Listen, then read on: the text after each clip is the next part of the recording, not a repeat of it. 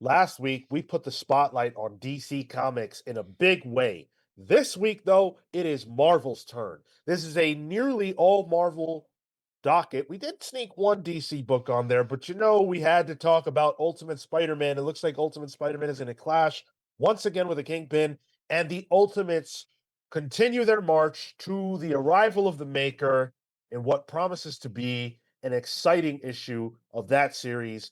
We have a lot to talk about on this week's edition of Pals Previews. And let's waste no time. Let's tell you all the 5 books that will absolutely make the docket this week on Pals Pulls, which has a new start time of 8 p.m. Eastern, same day, Thursday. It's still Thursday, but at 8 p.m. Eastern. Let us know how that time slot works for you. We're going to be reading Ultimate Spider-Man 19, Ultimates 14, God's World One World Under Doom one shot, Assorted Crisis Events number 5, and Justice League Dark Tomorrow Special number 1. Which of these books are you most looking forward to?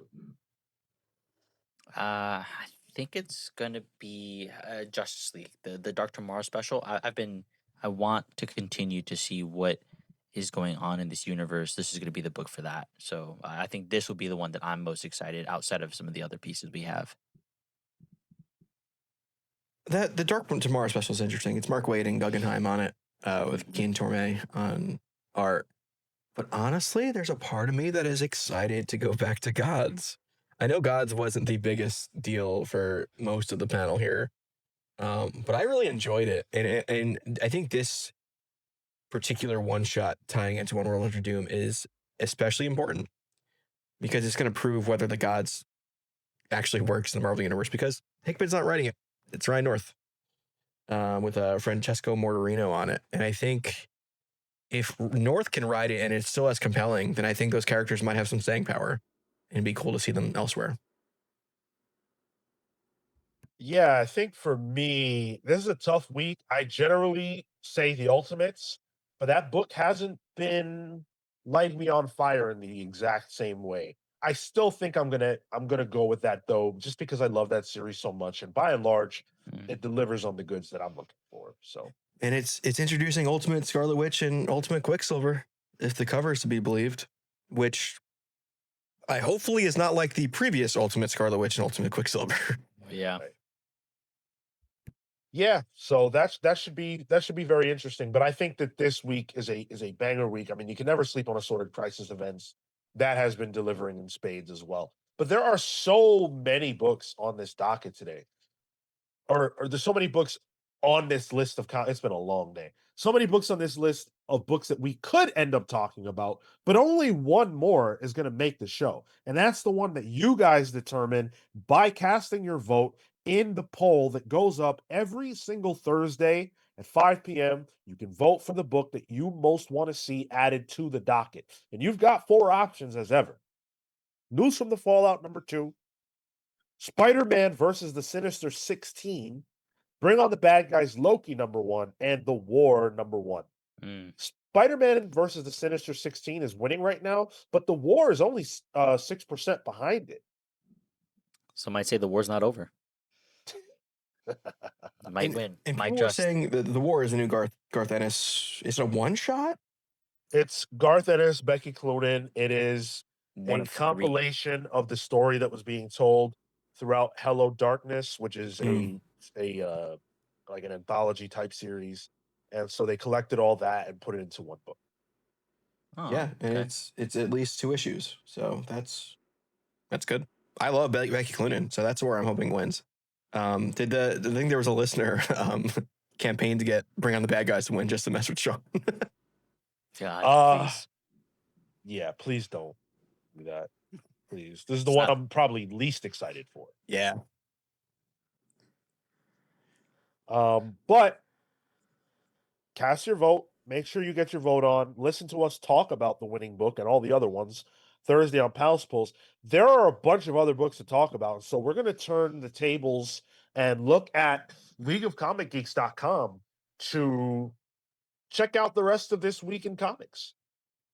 And one of the ones that I have here is the Nightwing annual. Um, This has Frank Avila on art, Dan Waters writing. I haven't kept up with Nightwing after the Dan Waters pieces, and so I think this is a story that continues some specific part. I think Sean, you've been reading Nightwing, right? Yeah. Is this part of that like Frank Avila jumps in arc, or is this just like No. a new a single like story here? I hadn't read the solicit, so let's see. What is the Zani? Commissioner Maggie Sawyer digs into the past crimes of the mysterious Olivia Pierce and discovers far more than she bargained for when she uncovers the existence of a strange and terrible entity. What is the Zani? Where does it come from? And what are its true plans for Nightwing? This feels like a separate piece. No, this Okay. actually is tied into the main story that's going on. The Zani is that weird clown person that talks to the Oh, camera. right. Yeah, so I'm guessing this is the backstory of who that character is. Yeah. So okay. they don't have to spend a whole issue doing that. Sure. Which creepy ass character. Yeah. I like this kind of annual though. Yes. That Yep. is actually done by the largely the same creative team as the main book and does relate to the main. Yeah, supplemental, you know. But meanwhile, there is a Titans 2005 annual also coming out this 2025. What did I say? I don't know. 2000. And normally I'm not reading Titans right now. It's not my bag. And normally I probably wouldn't be shouting out the annual of a book that I'm not reading. But I open this up. I see Donna Troy on the cover. I'm like, okay, Donna Troy. The writer artist of this book is Phil Jimenez. Which feels like a kind of a big deal for him to be writing Donna Troy again. In an annual. Jimenez, the last time I saw him was what? The Amazon's book? The Wonder Woman Historia. Historia. Yeah. So, I mean, Jimenez is pretty well-renowned artist. I'm curious to maybe check this out. And on a very DC light week, you know, if they're putting annuals out this week, it's a light week for them. This might fill in a slot. I've got a few books that I am looking forward to this week. The chief among them is Mega Man X Timelines #1. This was supposed to come out in June. It was delayed, much to my chagrin, but hopefully it will finally actually hit stands this week and I will be able to take it in. I love X. Mega Man is great. Mega Man is my guy, but X is my man. And so I am super pumped for this. I have my eyes on cover A, obviously, but cover B has 0 on it. And if you're a Mega Man X fan, you know how important 0 is. So I might even double dip here because these covers are fucking amazing. Wait, this is the timeline stuff. I thought the other one came out. This is X. No, Yeah, this exactly. Okay.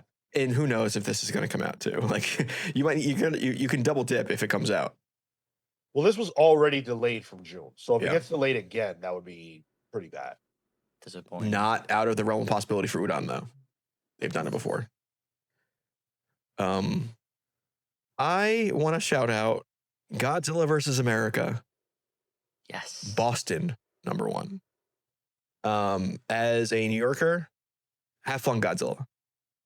Just get rid of Fenway Park while you're at it. No. So that's not what drew me to this. I like to open these books to see who the creative team's on it.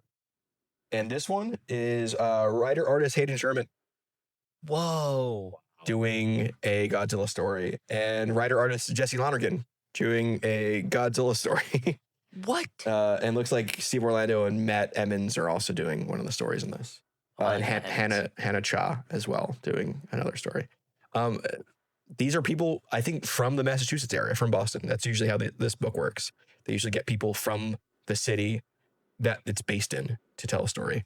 So that's a good group of people. And I could care less that this is Godzilla. I'm more interested in what the creative teams just want to tell in a quick story. It's incredible. That's a huge mix of artists. I'm super excited for this. I'm glad you called this one out. This is one of the ones I was looking at. It is a one shot too. So Yeah, Jesse Lonergan has a variant for it too. That looks really good. Oh. Yeah, it looks like classic Godzilla, like Gojira Godzilla, kind of looking like an action figure. Yeah. I'm shouting out Speed Racer. Number 1, Ooh. it's an all-new interpretation of Tatsuo Yoshida's classic manga anime Mach Go Go Go, known to Western audiences as Speed Racer. This is David Pepos who's writing, and David Tinto on art. So famously, this is an OG anime that I have no familiarity with. I've not touched that Really? as like a property. So I'm just curious to see what this is going to be like. That's surprising to me that you have no foothold with Speed Racer. That's so down your alley, I think. Yeah, never. Yo, Speed Racer is awesome, man. Racer X, dude, I used to love Speed Racer. Did you like the Wachowskis movie? Yes, I went to see Yeah. that because I'm a huge fan of the Wachowskis, and they knocked it out of the park as expected. Awesome movie. Weird fun fact. Was that? No, never mind. Okay. Can I call out the final issue of a book? And that is DC X Sonic the Hedgehog number 5. Dumb fun. I'm a big Sonic head. I've talked about it pretty much anytime this shows up on here. It's Sonic and crew as Justice League characters with the Justice League fighting Eggman and Darkseid. Oh yeah. It's goofy. It's super cartoony in terms of like the art style. Its art is by Adam Bryce Thomas. And it just feels like kind of a Saturday morning cartoon show. Like this just feels like almost like an extended episode of Brave and the Bold in a weird way. It's that kind of DC feel. Mr. Terrific showed up in it. I had a lot of fun with it, and it's cool to kind of see it come to a clean end, which will probably lead to a great trade. It's popcorn comics, man. Yep. You read it, you fly through, you go, wow, I had a good time. DC is putting out, they have hardly anything coming out this week, but one of the things they are putting out is DC's Cal-El Fornia Love. Are you fucking kidding me? 80 pages, $9.99. The whole super family is hitting the road in a series of action-packed adventures across the state of California. Supergirl's day at the beach is interrupted by a demonic creature, and John Constantine. John and Connor Kent team up to wrangle an escaped beast. Bizarro crashes an audition for a major motion picture. Superman and Lois join up as a kaiju from the Pacific Ocean comes for their family vacation. Wow. Sure. This is like the thing they've been doing, like almost like seasonal books, right? They have like a Valentine's Day one. Yeah. They have this, I guess, their summer one. This is the tying into the summer soup. Yeah. Brian K. Miller's writing a story in this. I haven't seen his name in a while. That's cool to see. I can think of 50 ways off the top of my head that I would rather spend $10. I can tell you that. Damn, $10 for 80 pages. Yeah, $10 is a lot. That's too much, too rich for my blood, especially for something like that that is very inconsequential. But what I would pay an arm and a leg for is more Lazarus. And we are getting that this week for the low price of $3.99. Lazarus Fallen #2 drops. Now, I am notoriously a lover of Lazarus, but I am also notoriously not caught up on Lazarus because the release schedule is so insane that I fell off. I have to catch up. It is a commitment that I am making to make sure that I read all of this so that I can catch up to this before Lazarus ends, because this is it. This is all the Lazarus we're getting. So if you're a Lazarus fan, make sure you're on this. I have heard nothing but good things about the first issue, so I cannot wait for me to be caught up so I can read it. Are you worried that if you don't get caught up before it ends, you'll just lose it? No, because I really deeply love Lazarus. Okay. This is one of the best. Lazarus, as an overall story, is one of the best comics ever to me. I'll shout out actually a book I just mentioned, I think, when we were talking about the Fantastic Four movie review. I didn't realize it was coming out this week. It's Werewolf by Night, Blood Moon Rise #1. This is written by Fantastic Four composer and director of the Werewolf by Night Marvel one-shot, Michael Giacchino, with art by David Messina, who did that's the other Ultimate Spider-Man artist, right? Yep. Yeah, so this is a story about Werewolf by Night versus Dracula. Okay, Cool. cool. I'm in. Let me have some fun there. It's a one shot. I'm okay with this being a one shot. $4.99 one shot. I want to see what Giacchino can do in the comic space because I really like that Werewolf by Night one shot. This should be the interesting. film. You're saying Yeah, the film one shot. Yeah, what do they call it? Special presentation. That's the word I was looking for. Yeah. This has Jason Liu on it as well. So yeah. is he? I guess it's a backup story. Looks like it. Yeah. Yeah. He's Cool. telling a backup story with Jack Russell involved and Nightmare. Nice. Which the fact that there is a werewolf called Jack Russell is still hilarious to me. He's just named after a dog breed. Like, great job, Jack writers. Russell's- Yeah, Jack Russell Terror. sort of. I am also incredibly excited for Out of Alcatraz. Number 5 is dropping this week. This is one of my favorite books being published right now. It is so good. The indie space is just popping, and it's an Oni Press book at that. I can't even off the top of my head tell you about one other Oni Press book that's on the stands, but this is fire. Christopher Cantwell, Tyler Crook. If you haven't been reading this, you probably should jump on board. It's not, I don't know how long it's going to go. I have a doubt that it's going to be terribly long. And it basically just tells the story of escaped criminals from Alcatraz who find that the world outside of jail is arguably harder to live in than the one they were living in before. So it's a very interesting book with good storytelling, and I love it. How have you been finding Crook's art? Oh, I think he's excellent. But we've read some Tyler Crook stuff for the show in the past. Yeah, Harrow County stuff. Yeah. Oh, right. And I know you've always been big on him. I think I first saw him in Harrow County, which we read because of a book club. Yep. Just as good as you think of him. Killing Nice. it. I need to get this one. Wait, I'm gonna wait for this one. I want to wait for like a trade maybe. That makes sense. Same. Yeah, I'm waiting. I'm trade waiting this one because I do like Tyler Crook's art as well, which Marco introduced me to as well. Any other call outs? Not really. Light week. No. Yeah, I'm not.